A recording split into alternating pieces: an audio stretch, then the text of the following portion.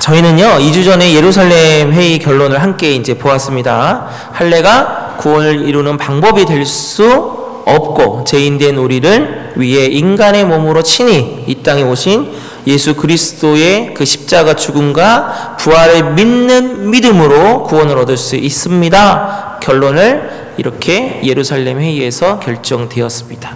이제 결론이 내려졌으니까요. 예루살렘 지도자들은 이 결과를 알려주기 위해서 후속 조치에 들어갑니다. 이제 우선은 문제를 갖고 온 바울과 바나바를 다시 그들의 원래 그 교회였던 안디옥 교회로 보내고요. 더불어서 누구를 더 보내냐면 이제 유다와 실라를 같이 보냅니다. 이유가 두 가지가 있습니다, 여러분. 첫 번째는 바울과 바나바는 이방인 그리스도인을 대표하는 입장으로 왔기 때문에 반대하는 무리들이 편지를 들고 가도 이거 진짜 맞습니까? 제대로 못 믿을 가능성이 있고요. 두 번째는 23절을 여러분들 보시면 아시겠지만 안디옥뿐만 아니라 벌써 요 문제, 그러니까 할례를 받아야지 온전한 구원을 이룰 수 있다라는 요 문제가 안디옥에서 이제 문제가 돼서 왔는데 벌써 어디까지 가냐면 수리아와 길리게아까지 벌써 이렇게 퍼진 겁니다. 그럼 이제 수리아와 길리게아에 있는 사람들에게 요거를 전달하려니까 믿을 만한 사람을 보내야 되겠다라는 거죠. 본부에서. 그래서 유다와 실라를 보내게 되는 겁니다. 그만큼 이 문제가 결코 가벼운 문제가 아니었음을 다시 한번 우리는 알 수 있고요. 그 다음에 이게 제대로 전달되지 않았을 때에 나타나는 혼란이 얼마나 클 것인지, 얼마나 큰 문제인지를 우리는 이것만 봐도 다시 한번 알게 됩니다. 또한 이 문제가 결코 결론이 아주 쉽게 내린 것도 아닌 것을 다시 한번 우리가 상기했으면 좋겠습니다. 정말 사도와 장로들이 이 수많은 변론을 할 정도로 이게 결코 쉬운 문제가 아니었는데 베드로가 자신의 경험을 얘기하고 그 다음에 지도자였던 야고보가 하나님의 말씀을 인용하면서 이게 맞습니다라고 결론을 맺었을 때에 만장일치, 그러니까 반대에 있었던 사람들도 그때는 맞습니다, 인정합니다, 완전히 이렇게 분위기가 바뀌어지는 그러한 역사를 통해서 이것이 이루어졌습니다.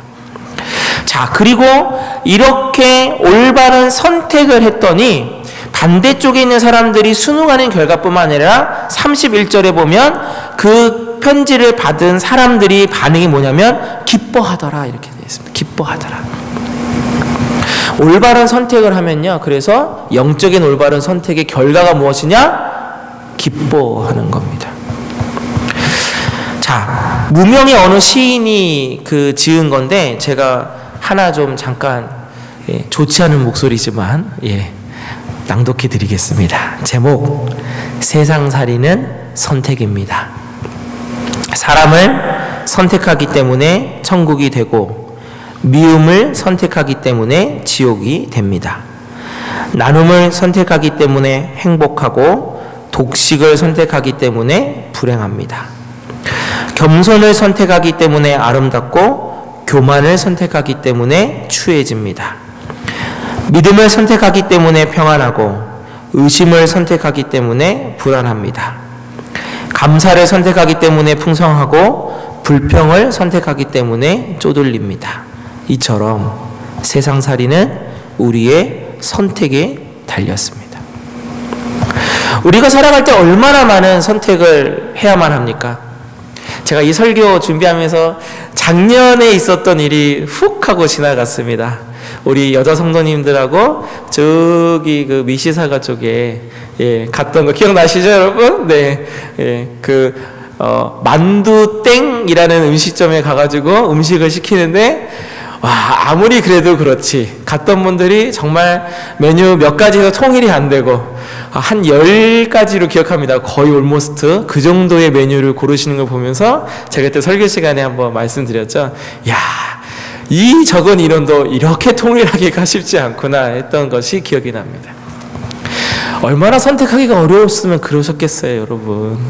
저도 그 샐러리맨들이 매일 하는 어려운 선택이 있다죠. 그 식당 가면은 오늘은 뭘 먹어야 될지 이거 선택하는 게 그렇게 어렵답니다. 우리의 인생에 얼마나 많은 선택이 있습니까? 선택하기 전에도 고민하고, 이게 선택하기 전에 정말 고민 많이 하고 선택했는데 또 고민하죠. 이게 잘 선택한 건가? 하고 또 고민합니다, 여러분. 본문에 나오는 예루살렘에도 마찬가지 아니었을까요? 얼마나 많은 이것을 선택하기 위해서 고민하고 또 고민했겠습니까?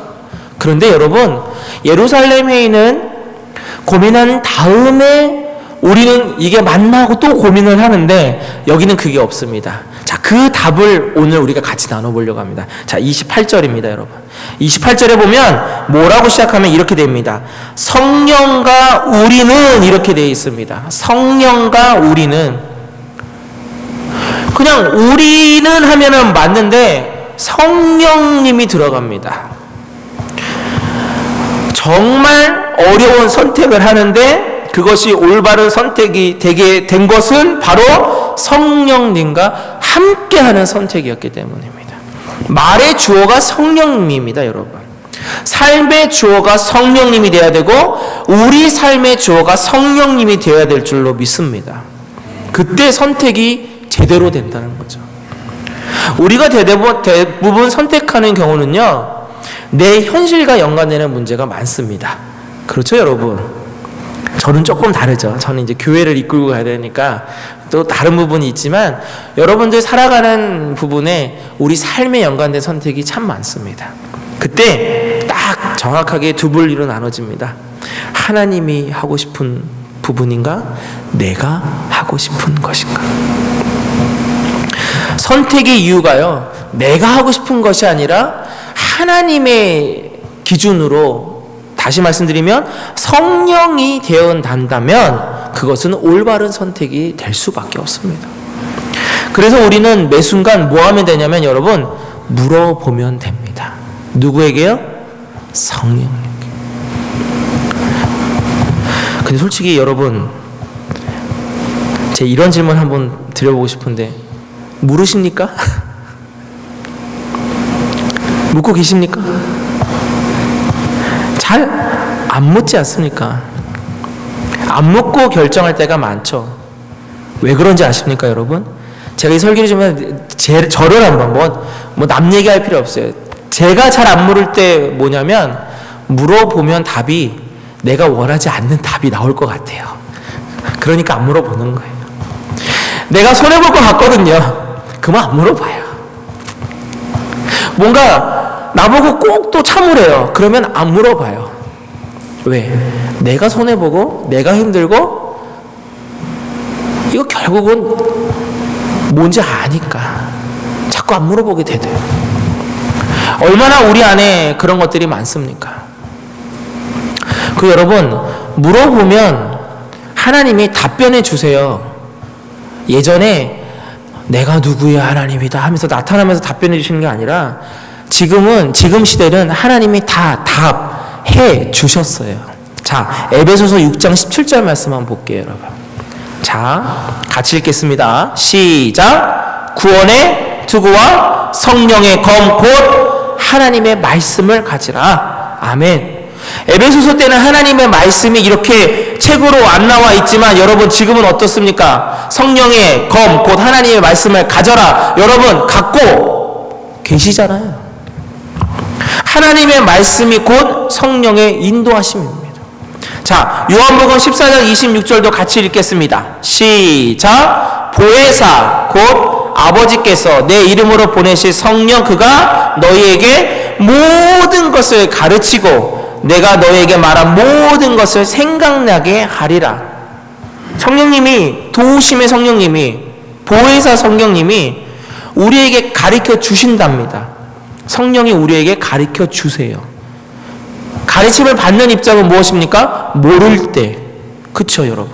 우리가 모를 때 성령님은 우리에게 알려주시는 분이십니다. 고린도전서 2장 12절에서 14절입니다. 이거는 좀 길어서 제가 빨리 읽겠습니다. 여러분 눈으로 보십시오. 우리가 세상의 영을 받지 아니하고 오직 하나님으로부터 온 영을 받았으니 이는 우리로 하여금 하나님께서 우리에게 은혜로 주신 것들을 알게 하려 하심이라. 우리가 이것을 말하거니와 사람의 지혜가 가르친 말로 아니하고 오직 성령께서 가르치신 것으로 하니 영적인 일은 영적인 것으로 분별하느니라. 육에 속한 사람은 하나님의 성령의 일들을 받지 아니하나니 이는 그것들이 그에게는 어리석게 보이며 또 그는 그것들을 알 수도 없나니 그러한 일은 영적으로 분별되기 때문이라. 우리가 올바른 선택을 하지 못하는 이유가 무엇이냐? 영적인 선택을 해야 될 때 자꾸 육적인 것으로 선택하려고 하니까 그렇습니다. 육적인 것 선택할까? 당연히 육적인 것으로 결론을 맺어야 되지만 우리의 선택을 영적인 것으로 풀어내야 될 때는 영적인 것으로 선택하는 것이 올바르고, 그럴 때는 바로 성령님께 물어보면 성령님이 인도해 주신다.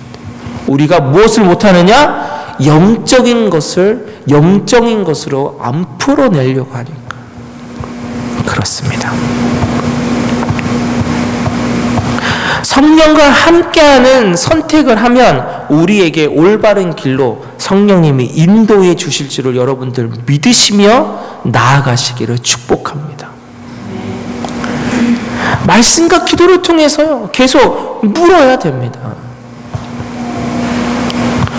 근데 제일 해야만 하는데 제일 못하는 것이 말씀과 기도 생활이죠. 알면서 아는데 맞는데 잘 안 돼요. 잘 못합니다. 여러분, 에베레스트 산을 모르시는 분은 없을 겁니다. 원래 영국의 그 등산가가 최초 정복을 공식적으로 했다고 나오는데 미국 사람 최초는 다른 사람입니다. 그 사람 얘기를 좀 할까 해요. 1982년입니다.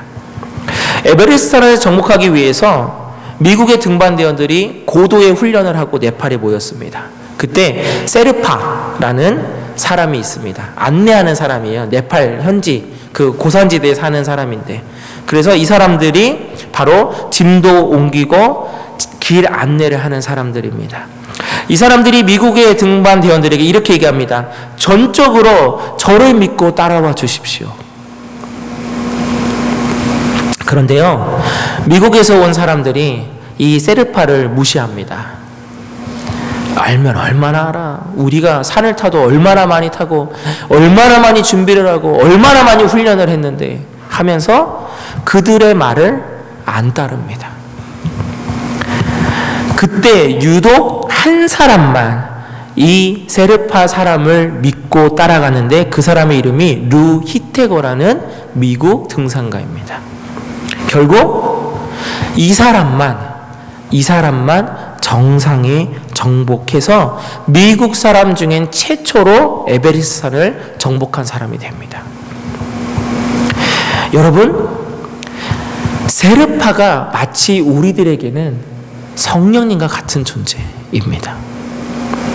그런데 성령님이 나를 믿고 따라와!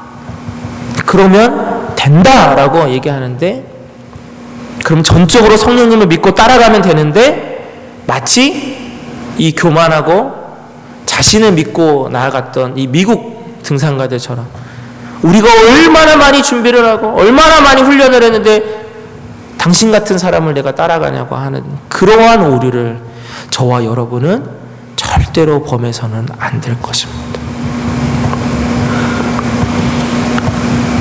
저희 고백을 하나 나누고 싶습니다. 세월이 참 빠르네요, 여러분. 제가 시온성교회 담임 목사 된 지 곧 만 3년이 됩니다. 11월 첫째 주가 되면 이제 한 달 반 남은 것 같습니다. 정말 뒤돌아보니까 정말 슝 하고 지나간 것 같습니다. 요즘 근데요, 솔직한 마음을 하나 나누고 싶은데 요즘 제가 참 성령이 충만한가? 행복한가? 이런 질문을 제 스스로 많이 합니다. 여러분 행복하십니까? 성령이 충만하셔서 나아가고 계십니까? 아마 때때로 이 질문을 많이들 하실 것 같아요. 저도 목사이기 전에 여러분과 똑같은 사람이라서 때로는 저도 영적으로 다운되고 영적으로 뭔가 좀 부족한 그러한 느낌이 들 때가 있습니다. 기도해도 기도가 잘 안 될 때가 있고요. 찬양을 하는데 잘 안 되니까 억지로 할 때도 있습니다. 그러다가 제가 어떠한 책을 하나 보게 됐습니다. 지난번에 서울 선호에서 오신 그 목사님 편에 온 책 중에 하나가 있는데, 제목이 요즘 제 그 궁금증을 해결할 만한 제목인 거예요. 제목이 뭐냐면 성령을 소멸치 않는 삶이에요. R.T. 켄달이라는 목사님이신데 그렇게 유명하신 분이 아니에요. 여러분 아예 모르시겠죠. 저도 그 책을 보다 처음 봤는데 근데 생각보다 유명하신 분이더라고요. 마틴 로이드 존스 목사님, 영국의 정말 위대한 설교 중에 한 분인 이분이 목회하셨던 웨스트민스터 채플의 후임자로 담임 목회를 하시고 은퇴하신 분이시더라고요. 이분의 책을 보는데요, 아직 제가 다 읽지는 못했어요. 지금 이제 앞부분 한 3분의 1 봤는데 거기에 요즘 내 안에 이 성령 충만한가? 내가 하나님 때문에 행복한가라는 질문에 탁 하고 뒤통수를 때릴 만한 그러한 성경 구절과 말씀이 있었어요. 그걸 좀 나누고 싶습니다. 에베소서 4장 30절에 보면요, 하나님의 성령을 근심하게 하지 말라라는 구절이 나와요. 제가 에베소서를 한두 번 봤겠습니까? 근데 이 책을 보면서 이게 탁 들어오더라고요. 그래서 제가 에베소서 4장을 다시 펼쳐서 30절 성령을 근심케 하지 말라라는 그 구절 앞과 뒤를 봤더니 성령을 근심케 하는 정확한 행동들을 성경에 기록되고 있는 거예요. 대표적으로 무엇이냐면 여러분 이런 겁니다. 거짓말, 분을 내는데 뭐라고 되냐면 내더라도 해가 지도록 품지 말아라. 도둑질한 사람은 돌이켜서 회개하고 오히려 가난한 자에게 구제하면서 선한 일을 해라. 더러운 말 하지 말고 덕을 세우는 말을 해라. 악독하지 말고 노하지 말고 분내지 말고 떠들고 비방하지 말고 서로 친절하면서 불쌍히 여기면서 용서해라. 그럼 여러분 이거를 거꾸로 뒤집어서 보면 어떻게 되죠? 이렇게 안 하면 이렇게 하면 성령이 근심하시는 거고 이렇게 안 하면서 살면 성령이 기뻐하시는 거죠. 아, 맞다. 내가 지금 성령님을 근심하게 하니까, 성령님이 기뻐하지 않으시니까 영적인 나도 기뻐하지 않는구나. 그걸 깨닫게 됐습니다. 사랑하는 성도 여러분 어떠십니까? 여러분들을 보시면서 성령님이 근심하고 계십니까? 아니면 성령님이 기뻐하고 계십니까? 만약에요, 에베소서 4장을 여러분들 집에 가셔서 천천히 하나하나 대입되면서 나의 지금 말과 행동과 삶에 하나하나씩 조목조목 대입되시면서 걸리는 게 있으시면 성령님이 근심하시는 거예요. 그러면 여러분 돌이키셔야 돼요. 성령님이 기뻐하신 모습으로 살아가면 당연히 성령 안에서 기쁨이 넘치고 하나가 되고 영적으로 올바른 선택을 하면서 나아가게 될 것입니다. 하나님은 그래서 우리의 선택을 기다리시는 분이십니다. 성령님과 함께하는 삶을 선택할 것인가, 아니면 나에게 좋은 것만 선택할 것인가. 사랑하는 성도 여러분, 성령님을 선택하신다면 보혜사 성령, 곧 우리를 도와주시는 그 성령님이 바로 이 역할을 해주신다고 약속하셨는데, 함께 읽겠습니다. 로마서 8장 26절 27절 말씀입니다. 같이 읽겠습니다. 시작. 이와 같이 성령도 우리의 연약함을 도우시나니 우리는 마땅히 기도할 바를 알지 못하나 오직 성령이 말할 수 없는 탄식으로 우리를 위하여 친히 간구하시느니라. 마음을 살피시는 이가 성령의 생각을 아시나니 이는 성령이 하나님의 뜻대로 성도를 위하여 간구하십니다. 아멘. 27절 다시 한번 설명해 드릴게요. 마음을 살피시는 이가 누굽니까? 하나님이. 성령의 생각을 아시니까. 근데 그 성령님은 또 누구를 아신다고요? 우리를 아시니까. 성령님이 우리의 생각을 갖고 하나님 앞에 간구해 주신다. 누구를 선택하면요? 성령님을 선택합니다.